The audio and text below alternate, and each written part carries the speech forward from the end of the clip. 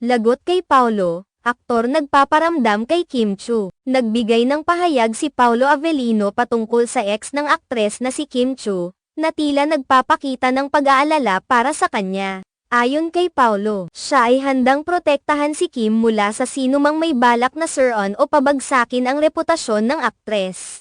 Ang kanyang pahayag ay naglalaman ng matinding suporta para kay Kim sa kabila ng mga lumalabas na isyu na maaaring magdulot ng pinsala sa kanyang pangalan. Muling umusok ang usapan tungkol sa relasyon at personal na buhay ni Kim Chu, partikular ang mga isyong nag-uugnay sa kanya kay Sian Lim. Ayon sa mga ulat, si Paulo Avellino ay nakiusap sa mga netizens na itigil ang pagtalakay sa mga isyong ito. Nagbigay siya ng panawagan para sa mga tao na huwag nang palakihin pa ang mga kontrobersya na may kinalaman kay Kim Chu at Sian Lim, upang hindi na magpatuloy ang mga spekulasyon at negatibong usapan sa social media. Hindi lamang si Paulo ang nagbigay ng pansin sa isyong ito. Ayon sa mga balita, si Paulo Avellino ay humingi rin ng tulong kay Sian Lim upang magtulungan sa pagpigil sa paggamit kay Kim Chu sa mga kontrobersya. Ang layunin niya ay ang magkaroon ng pagkakasunduan upang mapanatili ang privacy ni Kim at maiwasan ang karagdagang pinsala sa kanyang reputasyon.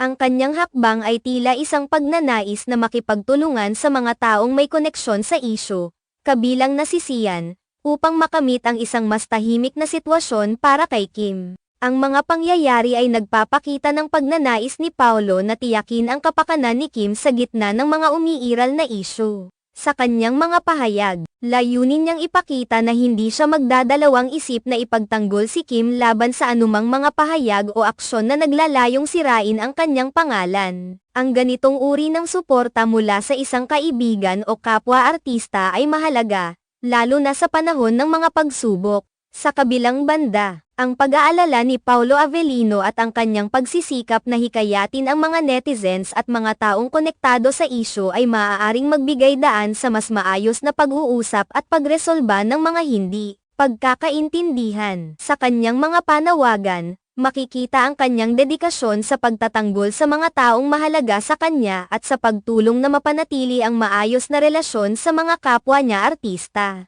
Ang mga ganitong hakbang ni Paulo Avellino ay naglalaman ng mensahe ng pagkakaisa at suporta sa kabila ng mga pagsubok na dinaranas ng isang kaibigan.